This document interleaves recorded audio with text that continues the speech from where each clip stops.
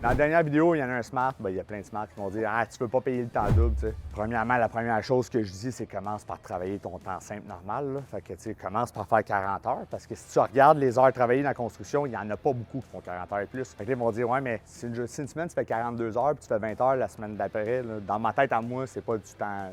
Pas du temps double, c'est juste une question logique des choses. Si ça serait possible de le charger le temps double à un client X, parce que je sais pas ce que le monde s'imagine, mais quand tu payes un contrat dans le résidentiel, si tu fais 10 net, admettons, en fin de l'année, c'est une compagnie en santé. Si tu pars dans un projet qui a 3-4 000 heures de job établi sur un an, puis là, tu te mets à payer du temps double. Temps double, parce que c'est un gars compagnon aujourd'hui, tout le monde veut le payer commercial ou pas. Fait que les résidentiels vont chialer, mais ils sont tous payés commercial, puis ils ont tous les avantages du résidentiel. Bref, ça coûte 82$ de l'heure à peu près un compagnon commercial. Ça, c'est temps simple. Quand tu rentres ton temps double, tu es rendu à 160 kg. Là, tu n'as pas le troc, tu n'as pas les avantages, tu n'as rien. Mais ça, c'est le coûtant. Là, toute cette belle affaire-là, il faut ajouter les assurances, il faut tout acheter, toutes ces affaires-là au complet. Fait que tu vas tomber quoi? Je vais charger 250, 260$.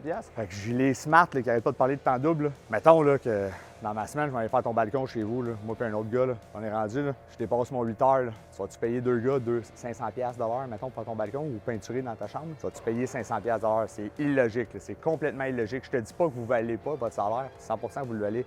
C'est toutes les déductions qui sont là-dessus, qui n'ont aucun rapport. C'est la malgestion du temps. C'est souvent le monde, ils disent qu'ils vont faire de l'overtime, mais ils perdent tellement leur temps dans une journée, de la malorganisation, d'arriver à 6h15, mettons, puis de marquer 6 heures.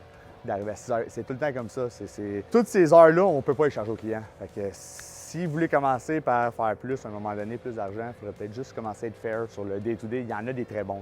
Juste pour tout le monde qui sont bons, sentez-vous pas juger. Là. Si tu veux le faire payer temps double sur un chantier résidentiel, c'est que tu sais pas compter, c'est sûr et certain, parce que tu peux pas leur filer au client. À moins que ça soit une urgence, un call service ou quoi que ce soit, ça se fait comme ça. Mais sinon, là, ça se fait pas. Puis ce qui est dur le plus, c'est que quand que tu demandes vraiment, mettons, un échéancier à quelqu'un de tes employés, puis il dit un échéancier, puis finalement, ça prend 3 fois le temps. Comment tu veux justifier ton temps double après ça au client? Si toi, ton client, tu lui as dit que ça prenait tant de temps en fonction de ce qu'il t'a dit, là, tu arrives, tu es à 3 fois plus de temps. Fait que le client, il faut qu'il paye, mettons, pour l'incompétence d'une personne, d'un compagnon, quoi que ce soit, que lui a donné son estimé parce qu'il est censé être le spécialiste